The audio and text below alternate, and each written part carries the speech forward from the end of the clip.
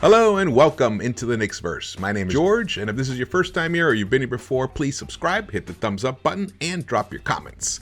Alright, I'm recording a new intro for this section that was part of a different video, but I wanted to make sure, in case you missed it, that you didn't.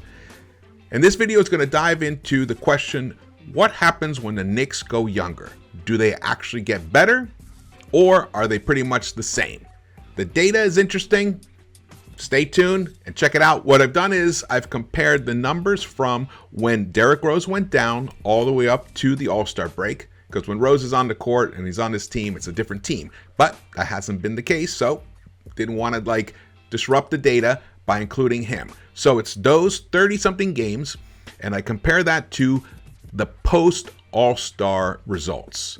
It's pretty interesting. Stay tuned. Here we go. So this is all the players that played, I think, more than 4 games. I think that was the cutoff here. From when Derrick Rose got hurt all the way up to the All-Star break, which was about 30 games or so. And as you can see here, the majority, this is actually filtered by minutes. So Randall was averaging the most minutes per game, 36.1. RJ second, 34.9. Fournier at 30.9. Burks 27. Kemba 26.7 games on 19 games that he played. And Mitch was 26.6. Grimes was even up there. Grimes was getting, you can see how Grimes was, he was totally entrenched in his rotation. And now for sure, we need him back as soon as possible. We heard yesterday about 10 days, hopefully. So he should be back. He should be able to play at least 10 games before the season ends, maybe more. Actually, I haven't figured out the exact amount of games, but he should be able to get some significant burn for the rest of the season. Obi, though, with that hamstring injury, we haven't heard about that yet, so I will check on that. We need to hear something about it. He's been out for a little bit of a while. So you can see here, Quickly was at 20.6 minutes per game. Now, Miles was way down there, 7.4. Jericho, 6.5. So he was way down there. Now, the interesting thing about this is that the percentage of minutes that the 24 and under, I wanted to cut it off there because I wanted to include Obi in that. The percentage of 24 and under compared to the 24 and to the 25 and over was flipped. It was the majority of minutes were being played by the older players during this stretch.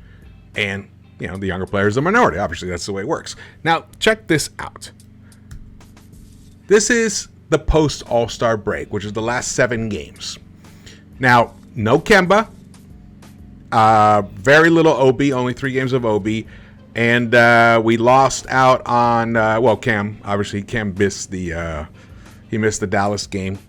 But here we go. So, the green shows the uptick.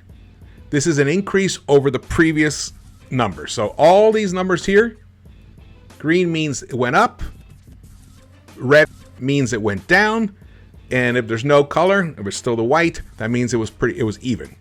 So as you can see, RJ became the minutes beast in this scenario here, averaging 38.1 minutes per game. Burks is second. Randall dropped to 33 minutes. Fournier is exactly the same as last time, 30.9 minutes. Emmanuel Quickly, his minutes ticked up to 25, almost 26 minutes per game. Mitch has dropped a little bit, but that was partly, I think, because he played that one game and he went out after 2 minutes or so, just a few minutes, and he had the stomach ache. So that impacted his minutes per game average. Taj, his increase, obviously, because, we needed him to play. And then Nerlens was out. Remember, Nerlens played in 10 games before.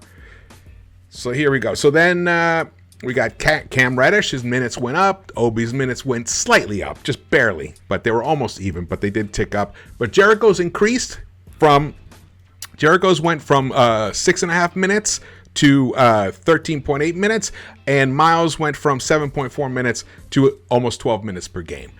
But see the points for Jericho and Miles? Just 1.7 for each. But look at the offensive ratings and the defensive ratings, and look at the net rating. Look at Miles McBride's net rating right there, a 36.9 points net rating increase. That's incredible. not increase, but that's what his net rating is. Before it was he was a 12.5, which is excellent, 12.5.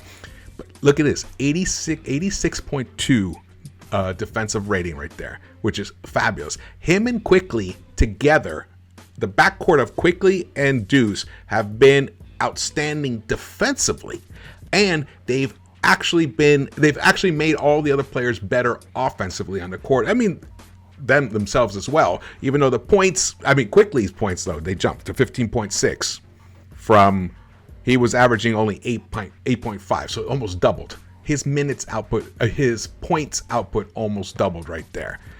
Now what's interesting is, look at the minutes down below, the 24 and under, 145.1 minutes they played total. The 25 and older, 116.9. Look at the percentages. It ticked up. The percentages increased. It flipped. It was reversed before. 55.4% of the minutes are now going to 24 and under players. And that includes Obi, because I count Obi as a younger player. It's only his second season. And the older players like that. So as the Knicks went younger, the team got better. And to show it even clearer, these are the team stats. So this is it. This is what the game began. This began right after Derrick Rose got hurt, up until the All-Star game. It was 30 games. The Knicks went 12-18 for a 400 winning percentage. And that didn't jump, but it increased. In the 7 games since the All-Star break, they 3-4 for a 429 winning percentage. But look at the other efficiency numbers. Points per game. They went from averaging only 104.3 points per game to averaging 112.1. In terms of opponents' points allowed, they went from allowing 106 points to allowing 109 points. So that did increase. But the net rating right there, the net differential is 3.1, which increased from previously before, which is a jump of 4.8.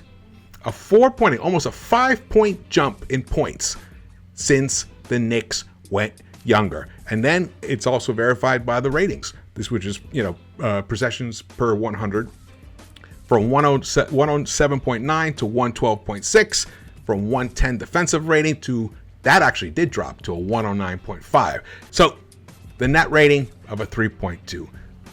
Knicks went younger, the Knicks got better, which is maddening because all along we have been wanting Thibs to feature the young guys, to stop giving so many minutes to the older guys. Just spread them around, blend them more. If you don't want to go completely young, doesn't mean you have to totally bench Burks, though I would prefer. But now we have so few players. If this was pre-Grimes, Toppin, and Reddish getting hurt, definitely wanted Thibs to just make the move and just focus solely on the young players. But now we have a blending of sorts, and it's working. So we need to feature the young players more and more. The numbers bear it out. It's right there. This is something we've been crying out as a fan base for months now. Unfortunately, it took like a terrible losing streak to finally motivate Thibs to do this. I wish he had been proactive, but we're here now, and now let's see what's going to happen for the remainder of the season. Again, my name is George. If you haven't subscribed yet, please do so, and drop your comments and hit the thumbs ups for me, and I will see you around the Knicks-Verse.